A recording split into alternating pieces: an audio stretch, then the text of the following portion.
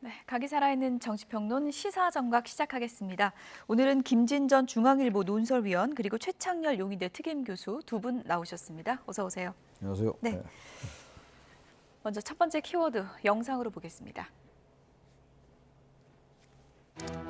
지난달 초 두 번째 김건희 여사 특검법 재표결을 앞두고 한동훈 대표는 반대 입장을 분명히 했습니다. 부결시키는 것이 맞다고 생각하고 부결시키는 것이 맞다고 생각하고 한동훈 대표 사퇴와 같은 글을 쓰는 사람들은 고발한다. 발언하실 때 사실관계 좀 확인하고 말씀하시면 좋겠는데요. 끌어내리려는 용산의 그런 세력이 있고 헌법에 대해서 이제 바뀌어야 된다 이런 보도가 나왔는데 제가 그런 말을 했다고요? 제가 한 말은 아니고 제가 한 말은 아니고 당원 게시판 문제를 김 여사 특검과 연계시킨다는 것은 저는 엄청난 후폭풍이 일어날 것이고 명백한 해당 행위라고 봅니다.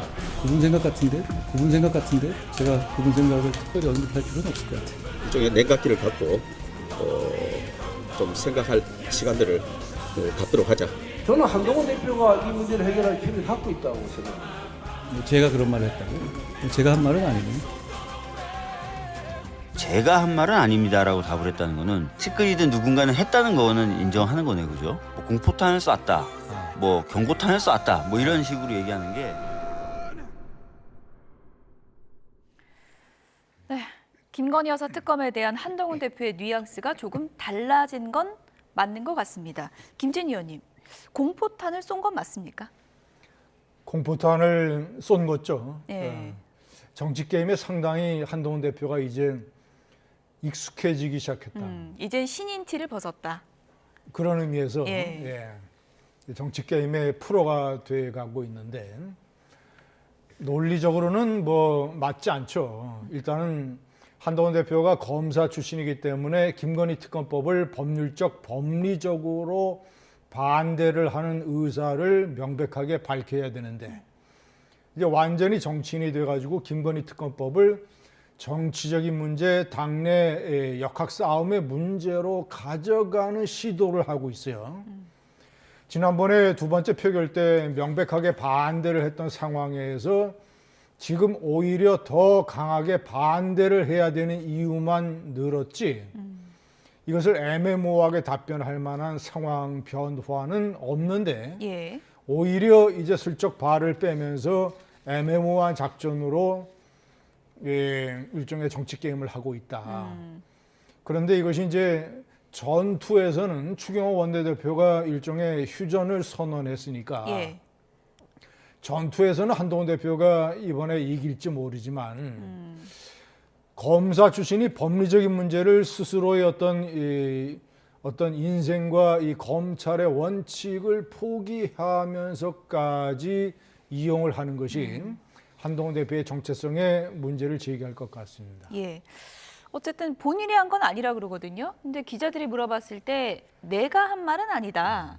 이렇게 얘기한 거는 어떻게 해석을 하셨어요? 아까 뉘앙스를 보니까 예. 내가 한 얘기는 아닌데 예. 거기에 상당히 동조한다라는 뉘앙스의 해석될 여지가 충분히 있어요. 동조한다는 뉘앙스가 있는 뉘앙스가 거다. 좀 느껴졌습니다. 예. 제가 한 말은 아니네요. 그 얘기는 그러나 일리가 있는 말이네요라고 들을 수가 있는 거란 말이에요. 아니면 팔쩍 뛰어야 되는데. 그리고 예. 정면으로 부정을 해야죠. 예. 그거는 있을 수 없는 일이다. 우리가 두 번째 특검도 반대했습니다만 그 이후로 바뀐 상황이 없다. 당연히 이제 세 번째 특검도 우리는 재표결에 부결한다. 이렇게 예. 나와야 되는데 그 제가 한 어딩은 아닙니다. 이런 얘기잖아요. 그러니까 아까 박주민 의원 얘기처럼 김건희 여사 특검에서 조금 입장이 바뀌는 것 같긴 해요. 예. 근데 저게 제가 볼 때는 저 이제 당내 갈등도 지금 있는 상황 아니에요. 뭐 이따 얘기가 나오겠습니다만 당내 게시판 문제하고 김건희 여사 특검하고 같이 연계된 문제는 아닌데 문제는 대통령과 당대표와 여당 대표의 갈등이 당내 갈등으로 비화되고 있는 건 분명하지 않습니까? 그 상황 속에서 김건희 여사 특검이 연기 하나의 매개고리가 되면 안 되는 건데 예. 그것보다 더 본질적인 거는 김건희 여사 특검 문제를 물론 지금 제가 봐도 야당의 그 특검 조항이 좀 문제가 있는 건 있어요. 그렇다 하더라도 기본적으로 많은 국민들이 김건희 여사가 이러이러한 부분은 의혹이 있다라고 보는 부분이 있는 거란 말이죠. 근데 예. 그 부분을 이게 당내 갈등의 국면, 게임의 차원에서 이걸 방어하는 게 한계가 있지 않을까. 그게 저 본질인 것 같아요. 예. 네. 어쨌든 공포탄은 쏜 건 맞다고 하셨는데 그럼 한동훈 대표 마음 안에 여러 가지 시나리오 중에 나중에 이 공포탄이 아니라 실탄을 쏠 가능성도 있다고 보십니까? 한동훈 대표가 거의 보수 우파 내에서는 본인이 정치적인 도박을 하겠다는 각오가 없으면 김건희 특검법을 공개적으로 찬성하기는 대단히 힘들 겁니다. 예. 그건 일종의 윤한 갈등의 마지막 레드라인, 마지노선. 예. 박근혜 탄핵을 둘러싸고 보수 우파가 완전히 양쪽으로 쪼개졌잖아요. 예. 김건희 특검법은 만약에 통과가 되면 윤석열 대통령의 임기 나머지 동력에 커다란 차질이 생기고 보수 우파가 정면으로 두 쪽으로 갈라지게 되고 마땅한 한동훈 대표의 대안이 없어서 한동훈 대표가 나중에 대통령 후보가 될지 모르지만 예. 어떤 기류가 최근에 형성이 되고 있냐면 한동훈 대표의 윤석열 대통령에 대한 공격에 반감을 가진 꽤 상당수의 보수 우파 인사들은 한동훈 대표가 만약에 현실적으로 대통령 후보가 되면 예. 기권을 하든가 민주당 후보를 찍는 한이 있어도 한동훈 대표를 찍지는 않겠다. 비토 감정이 엄청 세질 거다. 예. 이 비토 감정이 현재도 이제 조금씩 꽤 형성이 되고 있는데 예. 만약에 김건희 특검법을 가지고 좀 더 이제 정치적인 게임을 하고 마지막에 통과라고 하는 실탄을 쏴버리면 비토 세력이 눈덩이처럼 커져서 상당히 위협이 되고 그러니까 전쟁에서 한동훈 대표가 과연 이길 수 있을 것인가. 이번 전투에서 승리한다 하더라도 예. 그런 중대한 의문이 남는 거죠. 예. 한동훈 대표의 이른바 공포탄에 대해서 정치권에서 이런저런 해석이 나오고 있는데요. 친윤계와 민주당의 입장은 어떤지 들어보시죠. 내가 한 말은 아니다. 이건 무슨 뜻입니까? 굉장히 다양한 해석을 낳을 수 있는 모호한 발언인 것 같습니다. 고민을 한다면 그건 여당 대표가 아니라 야당 대표입니다. 김건희 여사 특검법은 이름은 김건희 여사 특검법이지만 민주당이 추진하는 야당이 추진하는 것은 윤석열 정권 붕괴법입니다. 부부싸움은 할 수 있습니다. 하지만 집안에서 하는 거지 부부싸움을 법정으로 끌고 가면 끝내겠다는 소리죠. 그렇죠. 그러면 그런 논쟁은 아니다. 그런 건 생각도 한 적이 없다. 라고 해야 되고 왜 김건희 여사 특검법이 말도 안 되는 법인지를 재차 3차 강조하는 게 여당 대표의 바른 자세다. 이 한동훈 대표가 스스로 지킬 수 있는 길은 결국 정기국회 내에 최소한의 이 김건희 특검법 또는 최혜병 특검법을 통과시키는 것만이 본인이 살 수 있는 마지막 동아줄인데 사실 특검법이 어떻게 보면 이제는 민주당이 주도하는 특검법이 아니라 한동훈 대표가 살기 위한 사실 동아줄일 수도 있습니다. 당신은 배신자야. 뭐 이런 배신자 프레임에 쌓여서 더 어려워지는 거 아니에요? 박근혜 대통령 탄핵 소추 위원장이 당시 법사위원장이었던 권성동 의원이시잖아요. 지금 권성동 의원님 건재하시잖아요. 그러네. 네, 어쨌든 친윤계에서는 김건희 여사 특검 통과를 곧 부부싸움은 할 수 있지만 그렇게 가는 거는 끝장내자는 얘기다. 이렇게 받아들이고 있네요. 이게 참 보수로서는 보수 측으로서는 말이죠. 애매한 얘기긴 해요. 예. 김건희 여사 특검이라는 게 대통령 부부를 겨냥한 거기 때문에 물론 이제 수사의 문제이다 하더라도 정치의 문제이기 때문에 보수가 분열될 것만 분명히 보이는데 그렇다고 저렇게 단순하게 이게 부부싸움은 할 수 있지만 이걸 대외적으로 그렇게 하면 되느냐라는 식으로 보는 게 이게 맞는 건지 결국은 나중에 가서 이게 이제 보수라고 해서 마냥 김건희 여사 특검을 방어만 할 것인가 거기에 약간 견해가 갈리는 것 같아요. 정치공학적으로 본다면 보수의 분열을 볼 수 있겠죠. 아주 표피적으로 본다면. 그건 조금 다른 시각으로 본다면 뭔가 의혹이 있는 부분들을 수사하겠다라는 거기 때문에 저렇게 계속 정치공학적이고 여권 내의 분열 프레임으로 보는 게 그게 과연 타당할 것인가 그리고 그게 중도층 유권자들에게 언제까지 다가갈 수 있을 것인지. 그러니까 이 민주당도 그렇고 국민의힘도 그렇고 아주 강고한 지지층들이 있어요. 이재명 대표 지지 안 떨어진 20몇 % 있잖아요.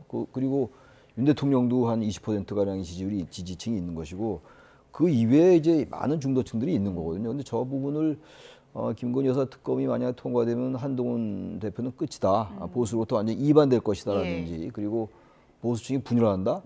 당장 그렇게 보일지 모르겠습니다만 조금씩 윤 대통령 임기도 이미 반환점은 돌았고 말이죠. 그렇다면 그 가정이 흔들릴 수 있다라고 저는 생각해요. 지금의 관점은 그렇게 볼 수 있겠다 하더라도요.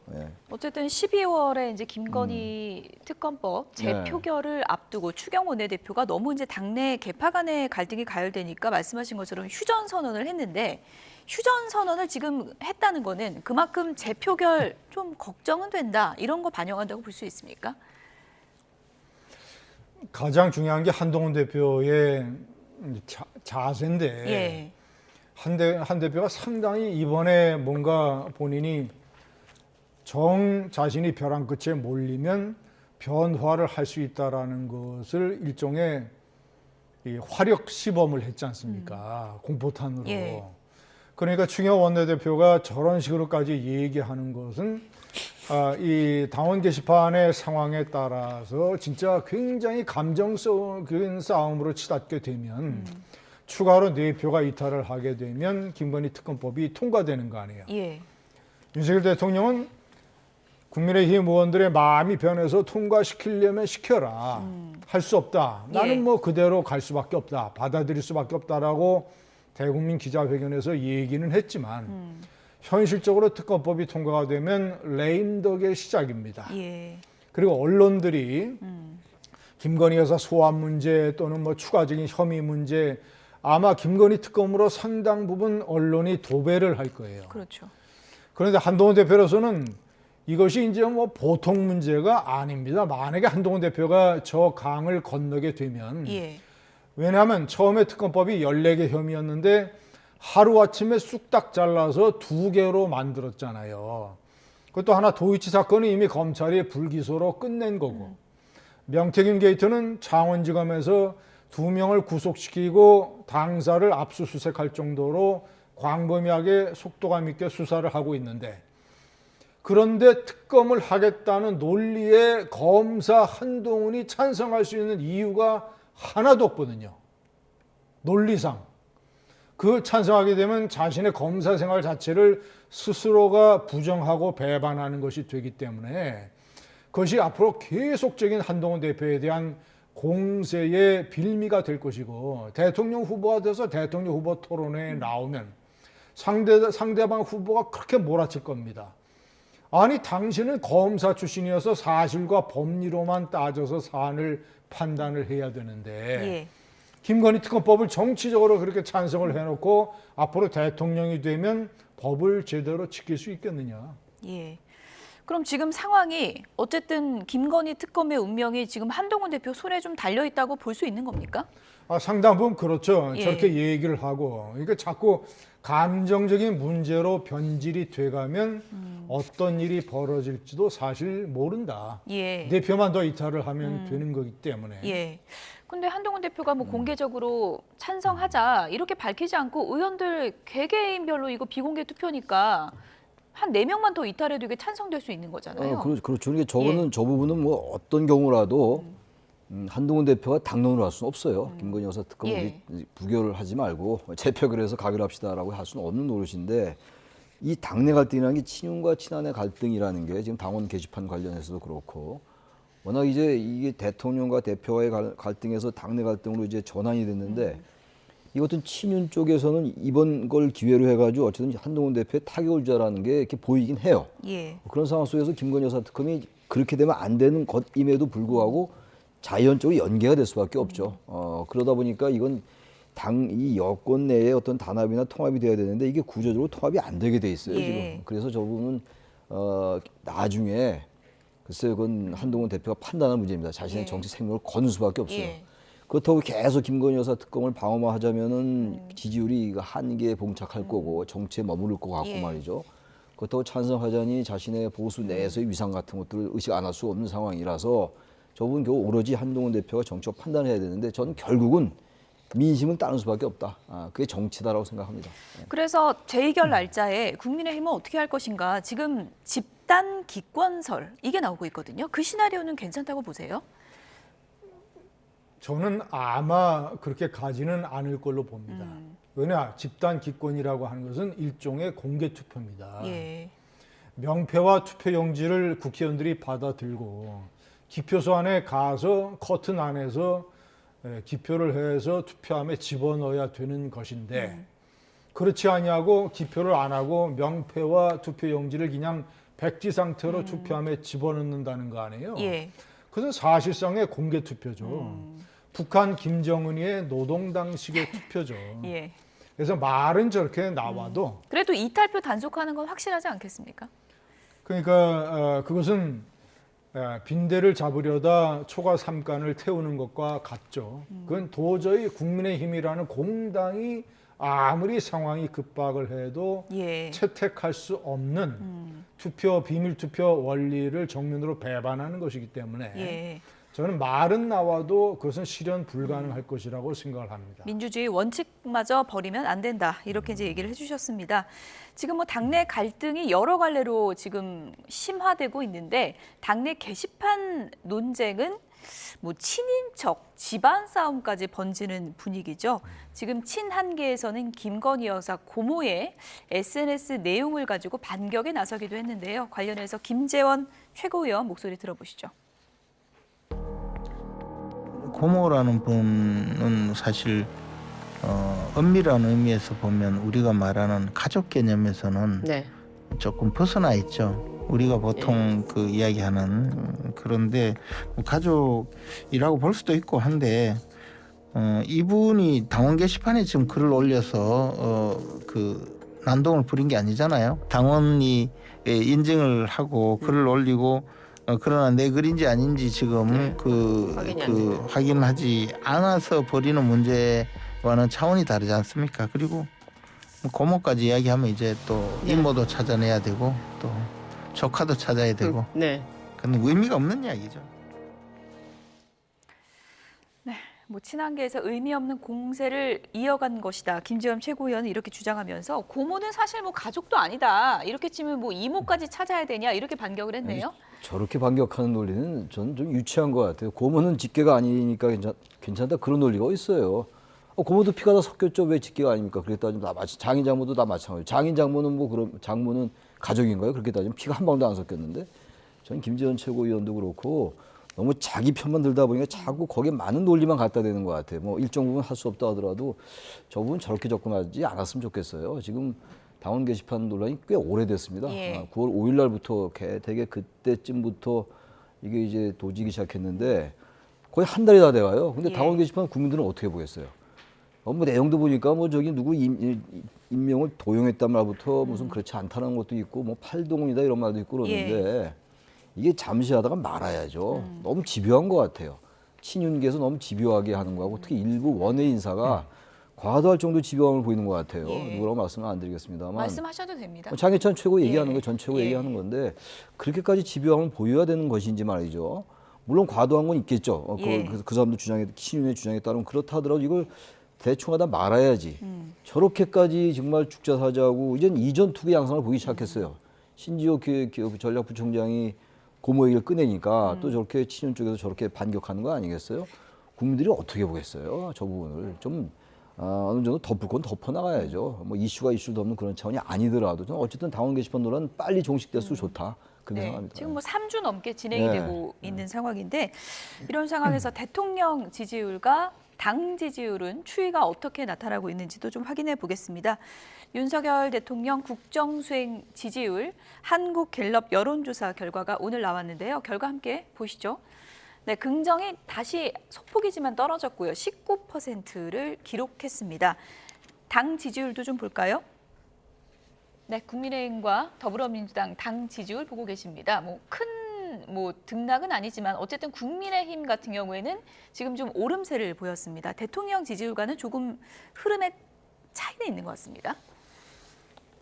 대통령 지지율이 다시 추락을 한 것은 이재명 대표의 위증교사 사건의 무죄, 그 판결이 상당 부분 영향을 미쳤을 것으로 보이고요. 유죄 나왔을 때랑은 또 다른 흐름인 것 같아요. 그렇죠. 그렇죠. 그러니까 그리고 이제 국민의힘의 지지율의 변화는 뭐 어떤 폭도 그렇고 뭐 특별히 어떤 정치적 상황을 개재시킬 만한 이런 상황은 아니라고 봅니다. 예. 어쨌든 뭐 대통령 지지율과 당 지지율이 다른 흐름으로 나타난 상황이고 당에서는 지금 내분이 계속되고 있는 상황이어서요. 앞으로 어떤 흐름이 이어질 걸로 보십니까? 근데 중요한 건 말이죠. 저 보면 말이죠. 17% 17까지 내려갔다가 예. 2주 동안 이제 20%를 유지했어요. 근데 1% 차이니까 별 차이는 아니에요. 사실은. 그럼에도 불구하고 저 보면 저게 어쨌든 윤 대통령에 대한 지지가 저기 못 벗어나고 있는 거예요. 반등을 못 하나요? 반등을 못 해요. 예. 저건 뭐 1% 올라가고 내려가는 별 의미 없다고 보고 저 25% 정도 어느 정도 올라가줘야 되는데 지금 어느 뭘 봐도 보수에 대한 지지가 올라가기 어려워요. 지금 대구 경북 지역도 저 여론조사에 의하면 50% 못 넘어요. 40%대고 또 60대 70대 이상 분들도 지지가 낮거든요. 이건 뭘 얘기하는 거냐? 지금 여러 우리 이 자리에서 얘기하고 있는 부분들에 대해서 예. 일반 국민도 우리가 자꾸 보수층의 이반을 얘기하고 그럽니다만 보수층 내에서의 뭐 한동훈 대표 위상 이런 걸 얘기합니다만 어쨌든 1차적으로 말이죠. 국민 일반이 볼 때 현재 여권에서 벌어지고 있는 일, 김건희 여사 특검에 대한 여러 가지 여권의 생각 이런 것들에 대해서 국민이 어떻게 판단하는가 그리고 과연 윤 대통령에 대한 민심이 이반되지 않는 것인가 이대로 괜찮은 것인가 이대로 예. 좋은 것인가를 봐야 돼요. 그래야 저걸 오독하지 않지 1% 올랐다고 좋아하고 1% 떨어졌다고 나빠할 일이 아니거든요. 한동훈 대표하고 뭔가 자꾸 이 디커플링 현상이 생기니까 대통령 지지율이 떨어지면 오히려 당은 올라가는 이게 대단히 이례적인 거거든요. 그걸 종합적으로 성찰해야 되는데 그런 성찰이 여권에 존재하지 않는 거죠. 예. 어떻게든 친윤 쪽은 한동훈 대표를 타격을 입히려 하는 이런 부분들 그 생각을 좀 바꾸면 어떨까. 물론 김건희 여사 특검이라는 그 장애물이 존재합니다만 그 묘수가 있을 것 같아요. 제가 볼 때는. 근데 예. 그걸 계속 같은 프레임으로만 보는 게 아닌지 여권에 그런 아쉬움이 분명히 남습니다. 예. 이런 가운데 민주당은 이제 여권에 대한 집중적인 공세를 이어가고 있고요. 탄핵의 화살을 계속 쏘고 있습니다. 이번엔 이분을 겨냥했는데요. 다음 키워드 보여주시죠. 네, 최재해 감사원장을 향해서 민주당이 탄핵의 화살을 준비하고 있습니다. 정치적 탄핵은 유감이다. 최재해 감사원장이 이례적으로 탄핵 움직임에 대해서 입장을 밝혔습니다. 어떤 얘기인지 들어보시죠. 헌법 질서의 근간을 훼손하는 이러한 정치적 탄핵에 대해 매우 유감스럽게 생각합니다. 김 여사와의 연관성을 조사하지 않은 게 법과 원칙에 따른 아니, 조사하지 않은 게 아니고요. 저희들이 조사를 최대한 했는데 거의 연관성을 밝혀내지 못한 거죠. 확인하지 못한 겁니다. 그러니까 저희들이 안 한 게 원칙에 따른 감사라고.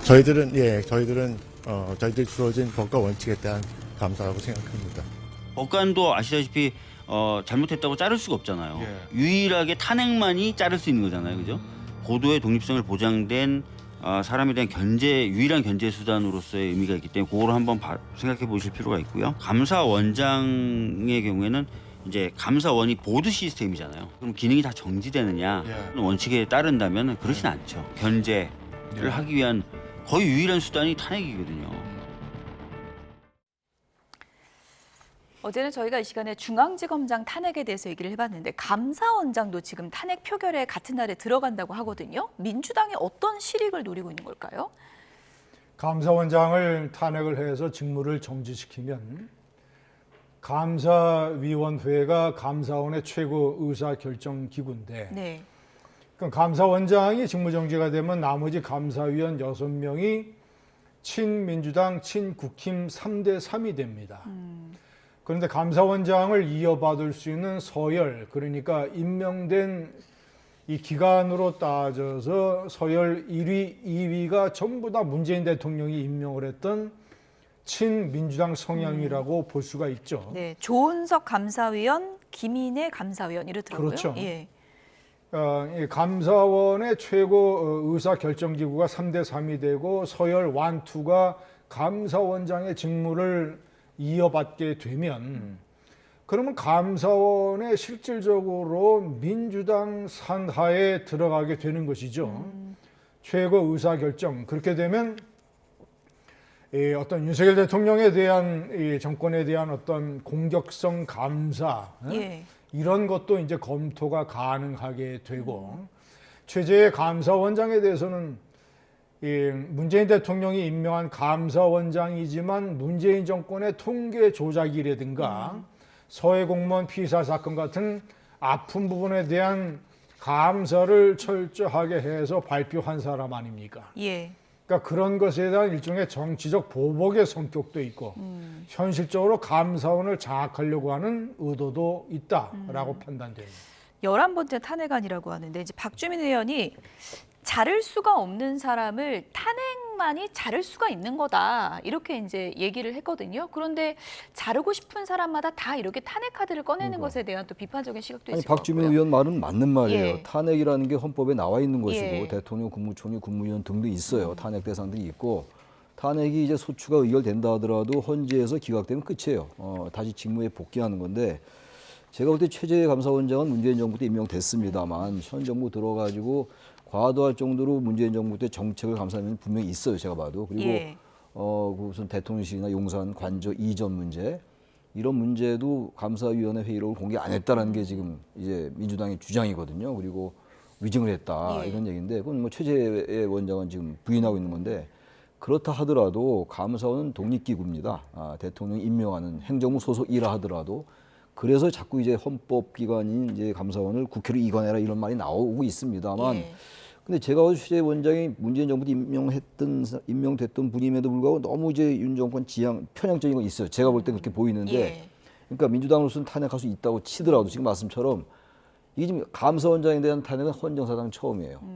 웬만하면 이것도 좀 넘어갈 필요가 있는 겁니다. 제가 아까 어떤 얘기를 할 때 그렇다고 다 조사하냐 이런 얘기 들었잖아요. 이것도 마찬가지예요. 민주당이 볼 때 불편할 수 있는데 그렇다고 탄핵을 너무 많이 하는 것 같아요.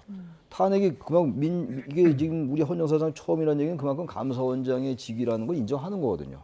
좀 편향된다 하더라도 그 정치적으로 비판하고 이렇게 해야 되는 것이지 꼭 탄핵으로 가야 되는 것인가에 대한 비판은 존재한다. 그리고 이 이제 윤 정권 들어선 다음에 이 지금 민주당의 탄핵이 거의 없었다면 이해가 가는 면이 있는데 너무 많았어요. 저 지금 가지고 가는 너무 많아요 지금 탄핵이. 예. 그래서 헌재에서 인용된 게 거의 없다고요 지금. 그렇다면 이런 거 좀 자제할 필요가 있어요. 권력이라는 게 많은 분들이 얘기하는 겁니다. 권력은 자제될 필요가 있어요. 헌법에 보장된 권한이라 해서 그래서 우리가 대통령의 거부권을 비판하는 거 아니겠어요? 대통령의 거부권도 주어진 권한입니다. 근데 남발한다 비판하잖아요 민주당이. 예. 같은 논리예요. 탄핵권이 분명히 있습니다 국회가. 민주당에게 있는 게 아니라 국회가 있는 거니까 국회가 민주당이 하는 거죠. 근데 이것도 좀 자제해야죠. 예. 왜 그 대통령 거부권 비판하면서 이거 왜 이렇게 합니까? 같은 논리를 왜 잣대를 같이 적용 안 하냐고 제가 항상 비판하는 겁니다. 예. 어쨌든 뭐 민주당 지금 계획대로라면 12월 초에 이제 표결을 하겠다는 건데 중앙지검장과 감사원장이 함께 탄핵되는 초유의 사태 이 부분이 여론이 또 어떻게 흘러갈지 이 부분을 좀 지켜봐야 될 것 같습니다. 어제 있었던 국방위 모습도 마지막으로 좀 보겠습니다. 대통령의 골프가 화두가 됐는데요. 마지막 키워드 보여주시죠. 김용현 장관이 이 키워드를 꺼내들었습니다. 노무현 대통령도 라는 얘기를 꺼내들었는데요. 노무현 전 대통령 얘기가 왜 나왔을까요? 들어보시죠. 대통령이 왕입니까? 내 놀고 싶은 대로 내 휴가 일정 맞춰서 문 열어라 이렇게 명령하는 자리입니까? 아니죠. 마치 자기는 로또 당첨된 것 같은 기분으로 했다. 잊을 수 없는 정말 영광된 자리다. 이런 얘기를 하면서 눈물이 걸성이었어요. 노무현 대통령님 거의 매주 운동하셨지 않습니까? 그거 하실 때 그냥 하셨습니까? 앞뒤 팀, 두세 팀 다 빼고 하셨지 않습니까? 그래서 노무현 대통령을 직접 앞에 있다고 생각하고 사과해보세요. 그 표현은 자주 하셨다는 것을 그렇게 표현을 한 것이다. 이렇게 저는 말씀드리고 싶습니다. 장관께서 거두절미하고 조건 붙이지 말고 하관하세요. 난 그게 장관의 기본적인 품성과 관련된 평가 차원이라고 생각합니다. 예, 의원님 말씀 존중합니다. 그 발언에 대해서 사과하겠습니다. 네, 마지막에 이제 사과는 했습니다. 그러니까 노무현 전 대통령이 매주 친 건 아니고 이제 자주 친 걸 얘기한 거다. 지금 뭐 그렇게 해석하면 되는 겁니까?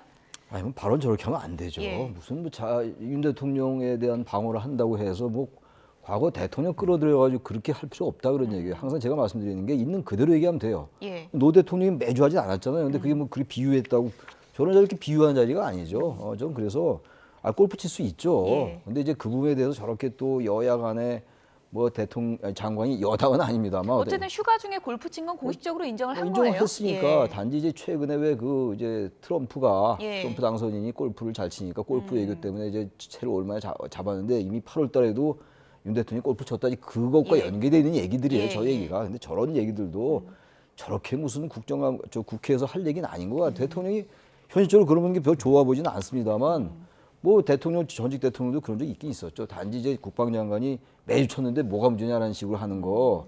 말 좀 있는 그대로 자기 양심에 비춰서 얘기를 하지 않고 그냥 장관 되면 그냥 대통령 편들고 야당은 어떻게든 장관 깎아내리려 하고 이런 태도 또 고쳐야 저런 발언이 바로 잡히는 겁니다. 예. 제가 볼 땐 그렇습니다. 대통령의 골프와 관련해서는 여러 가지 시각이 있을 수 있을 것 같은데 어쨌든 이것은 뭐 트럼프 당선인과의 골프를 위해서 친 게 아니고 휴가 때 뭐 친 거 아니냐, 뭐 골프장 다 비우고 친 거 아니냐 이런 논란인 것 같은데 그건 어떻게 보셨습니까?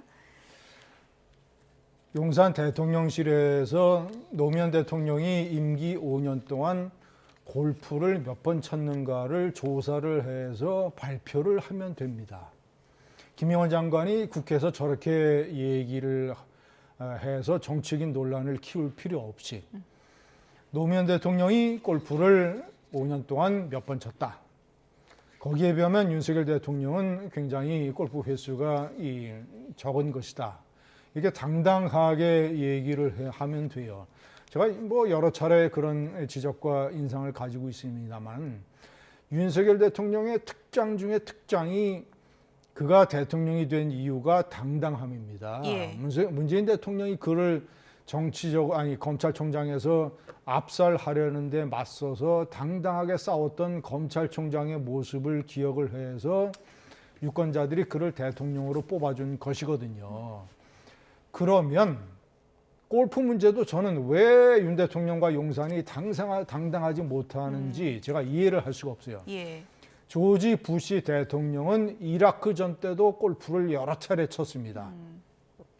트럼프 대통령은 뭐 이 골프가 거의 뭐 임기 4년 또는 지금 당선인 시절에 골프를 뭐 거의 뭐 2, 3주에 한 번씩 이런 식으로 치고 있고 저는 윤석열 대통령이 휴가 때 골프를 치면서 부사관을 포함시켜서 골프를 쳤다.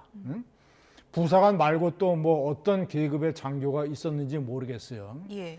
저는 그거 당당하지 못하다고 생각을 합니다. 이거는 뭐냐면 자신이 골프를 치고 싶어서 치는데 부사관을 같이 치게 해서 골프가 마치 무슨 이 군 장병들의 사기 진작에 조금이라도 도움이 되는 방향의 이벤트로 만들었다는 것을 나중에라도 보여주려고 하는 거 아니에요. 근데 골프를 무슨 대통령이 골프를 왜 부사관들하고 칩니까? 저는 그런 골프를 치는 대통령도 저는 알지 못하고 좀 대통령이 윤석열 대통령과 용산이 좀 당당해라. 예. 대통령은 골프를 칠 수 있다. 평상시에 골프를 치려면 군 골프장에도 앞뒤에 한 팀씩 다 빼고 하려고 하면 나머지 골프 참가자들에게 피해를 주는 것이고 그리고 예. 경호나 여러 가지 관리나 이런 데에 문제가 있는 것이니까 휴가 때 휴장에 있으니까 문을 닫은 골프장에 대통령이 한번 친단 말이죠.